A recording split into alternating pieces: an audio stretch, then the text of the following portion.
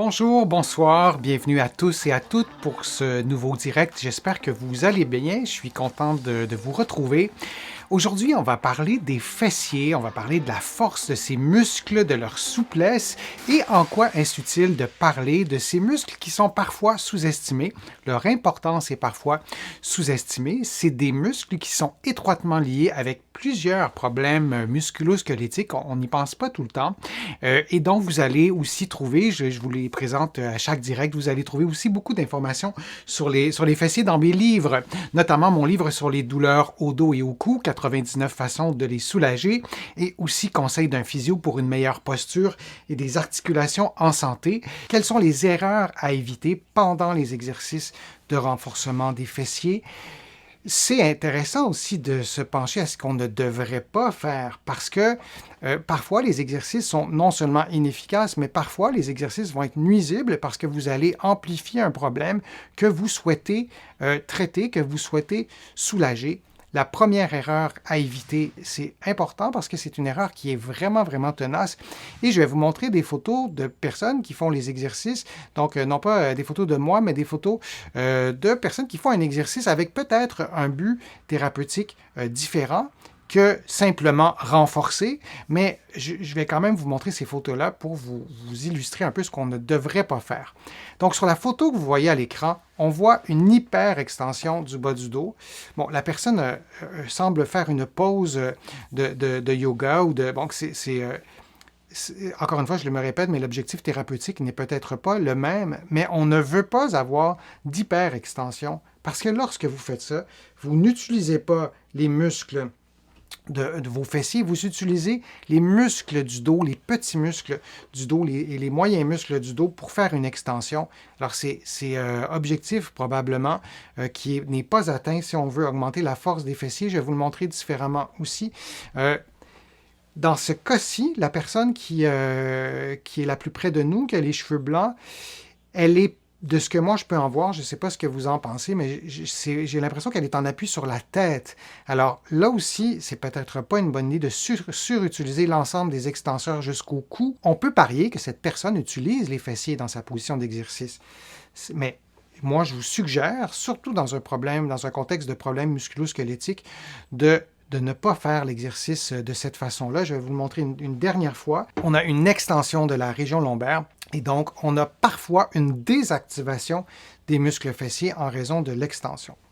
Si on veut voir la bonne façon de faire l'exercice, que les bras soient levés ou pas, là, sur cette photo-ci, vous voyez qu'il y a un alignement articulaire pratiquement parfait entre les épaules, le bassin et les genoux. Ça forme une ligne droite.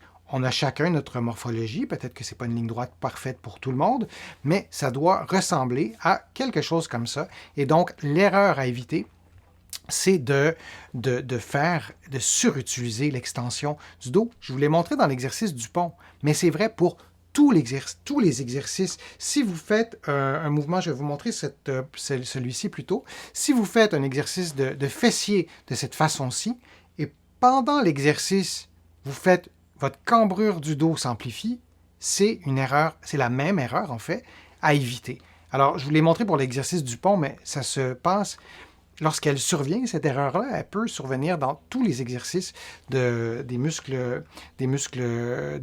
exercices pour renforcer les muscles, les fessiers. Deuxième erreur à faire, c'est de faire les exercices toujours dans la même position.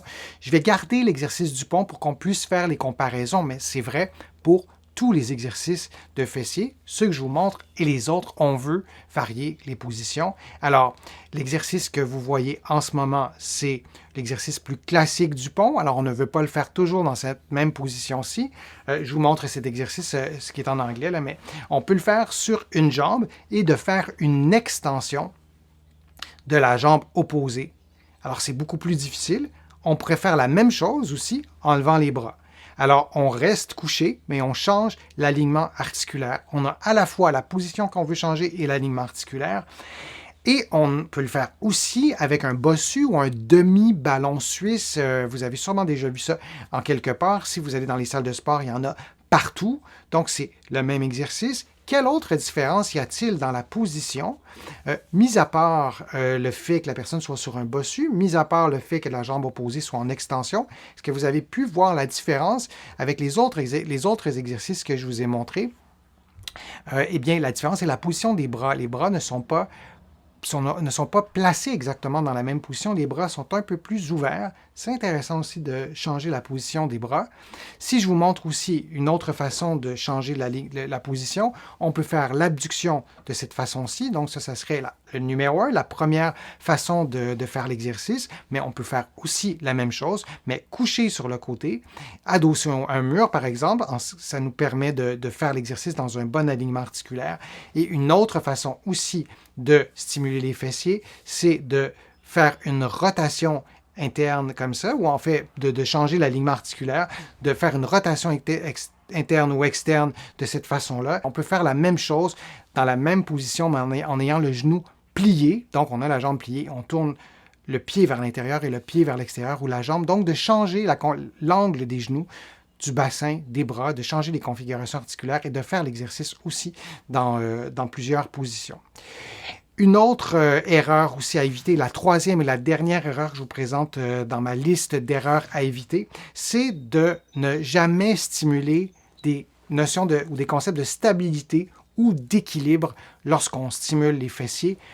Si on fait un exercice debout sur un pied et qu'on a un bon équilibre, on ne veut pas se placer à risque de chute. C'est une façon de stimuler l'équilibre. Par exemple, dans cet exercice-ci, là, je touche un peu au mur, mais ça stimule quand même ma stabilité, mon équilibre, même si j'ai un doigt ou deux sur les murs qui sont derrière moi. Donc ça, c'est en position debout. Mais c'est vrai aussi en position couchée. Si vous faites l'exercice du pont, levez les bras. Si vous n'arrivez pas à lever les bras parce que c'est trop difficile, c'est trop lourd, ça va. L'idée, c'est d'adapter les exercices à nos capacités physiques. Mais c'est important de lever les bras pour stimuler cette co-contraction entre les fessiers gauche et les fessiers droits. Si vous le faites sur les deux pieds sur un bossu, même en gardant vos mains au sol, peut-être que dans votre cas, ça va stimuler aussi l'équilibre. Vous pourriez avoir les pieds sur un gros ballon aussi, c'est une autre façon de faire. Alors, les trois erreurs à éviter dans un contexte de renforcement, de stimulation des muscles fessiers. Donc, la première erreur, en fait, c'est de surutiliser les extenseurs du dos. On ne veut pas surutiliser les extenseurs du dos. La deuxième erreur, c'est d'éviter de faire les exercices toujours dans la même position et dans la même configuration articulaire. Et la troisième erreur, c'est de ne pas stimuler la stabilité et l'équilibre qui est étroitement lié aux muscles fessiers. Je vous remercie de votre attention. Je vous remercie aussi de vos questions, de vos interactions et n'hésitez pas à me poser d'autres questions dans le fil de discussion. J'y réponds soit individuellement, soit je les note et je réponds à vos questions dans d'autres vidéo. Je vous remercie aussi pour toutes les contributions que vous avez faites dans la dernière semaine en cliquant sur le petit cœur où c'est inscrit merci sur YouTube ou sur mon site web. Vous allez voir, il y a un onglet contribuer. Ça me permet de continuer à vous offrir autant de contenu gratuitement. Vous allez trouver beaucoup d'informations dans mes livres. Vous les connaissez, que vous allez trouver partout au Canada en librairie et sur le web. Et vous allez trouver aussi mes livres de l'autre côté de l'Atlantique, notamment à la Librairie du Québec à Paris. Vous allez aussi trouver beaucoup d'informations sur mon site web, le www.denisfortier.ca. Vous pouvez vous y abonner, vous pouvez vous abonner à des infolettres, c'est complètement gratuit. Alors, je vous souhaite une bonne fin de journée, une bonne fin de soirée, puis au plaisir de vous revoir pour un prochain direct, pour une prochaine vidéo. À bientôt.